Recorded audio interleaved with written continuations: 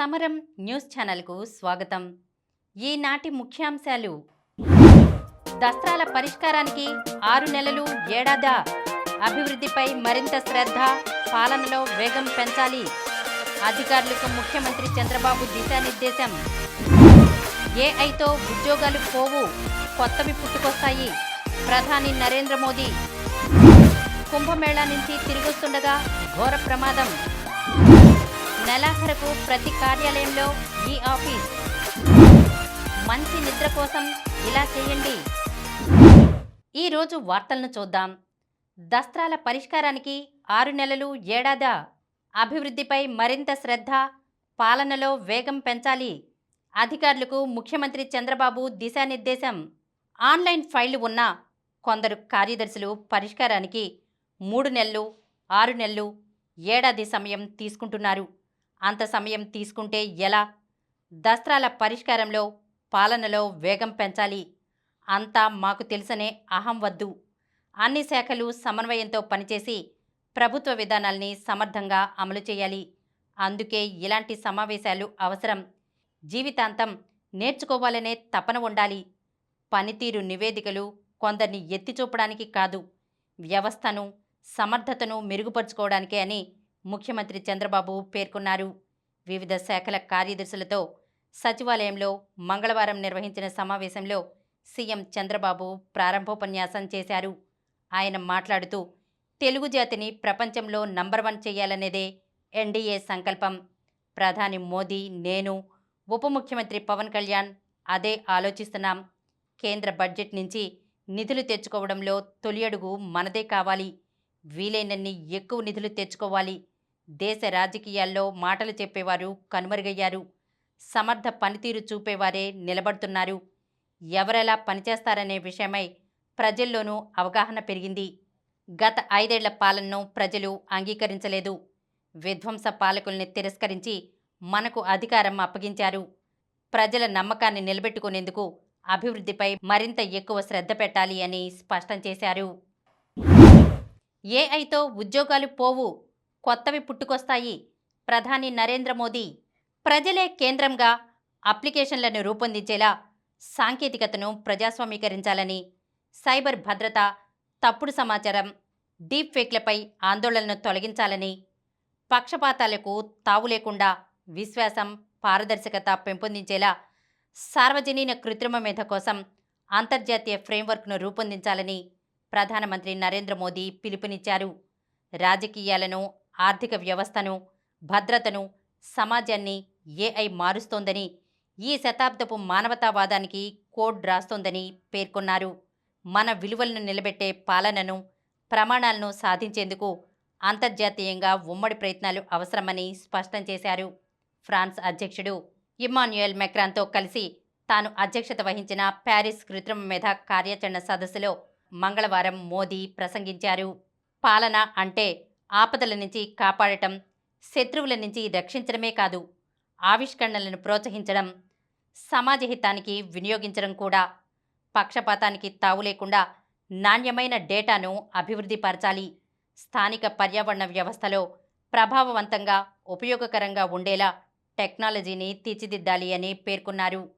తదుపరి AI action సదస్సును భారత్లో నిర్వహించేందుకు సిద్ధమని ప్రధాని తెలిపారు. తొలి సదస్సులో నిర్ణయించినట్లుగా AI foundation, council for sustainable AI ఏర్పాటుకు మద్దతు పలుకుతున్నామని చెప్పారు. ఏఐతో ఉద్యోగాలు పోతాయన్న ఆందోళనలను ప్రధాని కొట్టిపారేశారు. టెక్నాలజీల వల్ల పని అదృశ్యం కాదని, అది తన రూపాన్ని మార్చుకుంటుందని, కొత్త తరహా ఉద్యోగాలు పుట్టుకొస్తాయని చరిత్ర చెబుతోందని ప్రధాని చెప్పారు. ప్రజాహితం కోసం ఏఐ యాప్లను అభివృద్ధి చేస్తున్నాం. ఏఐ ఆధారిత భవిష్యత్తు కోసం పునర్నైపుణ్యంపై పెట్టుబడులు పెట్టాల్సి ఉంది అని ప్రధాని పేర్కొన్నారు. కుంభమేళా నుంచి తిరిగొస్తుండగా ఘోర రోడ్డు ప్రమాదం. హైదరాబాద్లోని నాచారం నుంచి 8 మంది మిత్రులు ఉత్తరప్రదేశ్లోని ప్రయాగ్రాజ్లో కుంభమేళాకు ఉత్సాహంగా బయలుదేరి వెళ్లారు. పుణ్యస్నానాలు ఆచరించిన అనంతరం మినీ బస్సులో తిరుగు ప్రయాణమయ్యారు. మార్గమధ్యంలో లారీ రూపంలో మృత్యువు దూసుకొచ్చింది. మధ్యప్రదేశ్ జబల్పూర్ జిల్లా సిహోరా వద్ద మంగళవారం ఉదయం జరిగిన ఘోర రోడ్డు ప్రమాదంలో నగరానికి చెందిన 6 యాత్రికులతో పాటు వాహనం డ్రైవర్ దుర్మరణం చెందారు. మరో 2 తీవ్ర గాయాలతో ఆసుపత్రిలో చికిత్స పొందుతున్నారు.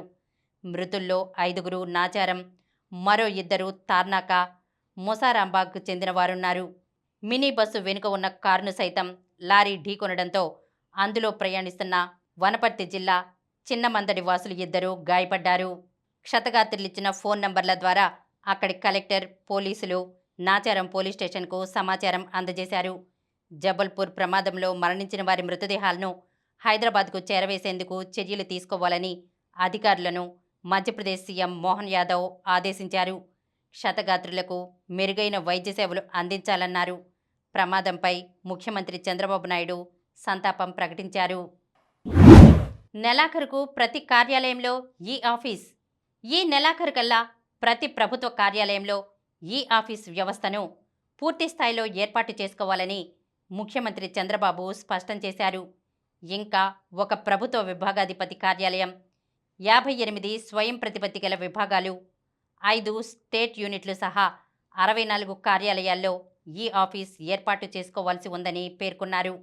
మంగళవారం సచివాలయంలో మంత్రులు, కార్యదర్శుల వర్క్షాప్లో ఆయన వివిధ ప్రభుత్వ విభాగాల్లో ఎన్ని దస్త్రాలు పెండింగ్లో ఉన్నాయి, ఒక్కో దస్త్రానికి ఏ విభాగం ఎంత సమయం తీసుకుంటోందన్న అంశాల్ని సమీక్షించారు.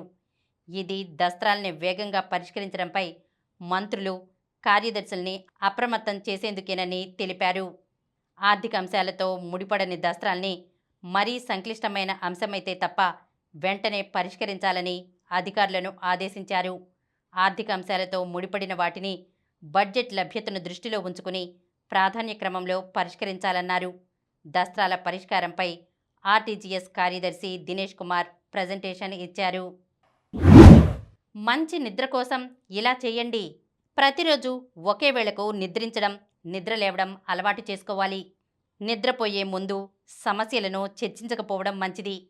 గోరువెచ్చని నీళ్లతో స్నానం, శ్రావ్యమైన సంగీతం వినడం మంచి నిద్రకు దోహదపడతాయి.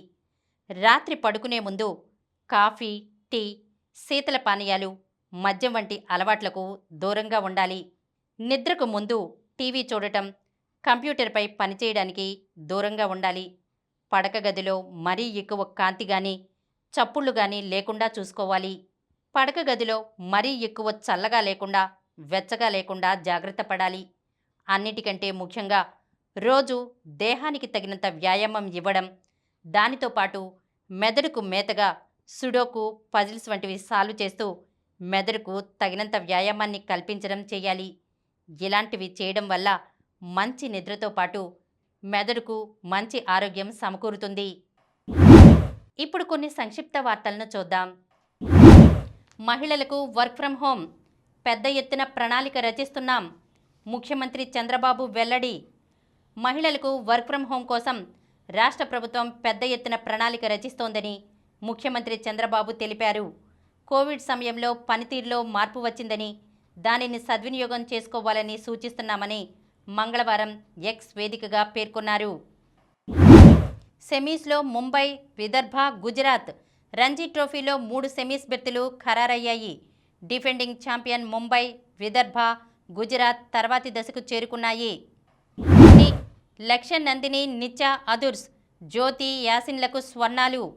ఈనాడు సిఎస్ఆర్ కార్యక్రమం లక్ష్య క్రీడాకారిణులు అగసర నందిని, నిత్య గంధే అదరగొట్టారు. నందిని స్వర్ణం, నిత్య కాంస్య పతకాలతో సత్తా చాటారు. బుమ్రా అవుట్. వెన్ను గాయంతో ఛాంపియన్స్ ట్రోఫీకి దూరం. జట్టులోకి హర్షిత్ రాణా. ఉత్కంఠ వీడింది. భారత జట్టుకు, అభిమానులకు నిరాశే మిగిలింది. స్టార్ పేసర్ జస్ప్రీత్ బుమ్రా లేకుండానే ఛాంపియన్స్ ట్రోఫీ ఆడబోతోంది. టీమిండియా ఆస్ట్రేలియా పర్యటన చివర్లో గాయపడ్డ బుమ్రా ఇంకా పూర్తి స్థాయిలో కోలుకోకపోవడంతో ఈ టోర్నీకి దూరమయ్యాడు. వాట్సాప్ గవర్నెన్స్ ద్వారా వాయిస్ ఎనేబుల్డ్ సేవలు. మంత్రి పార్థసారథి వెల్లడి.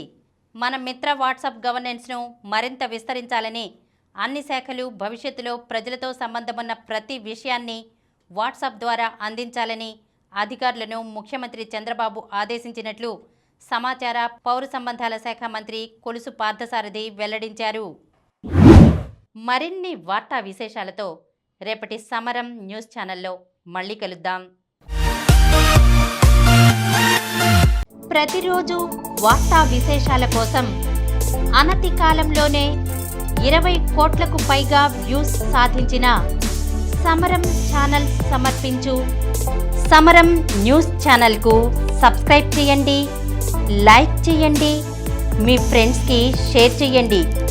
అలాగే ప్రక్కనున్న గంట సింబల్ని ప్రెస్ చేయడం మర్చిపోకండి.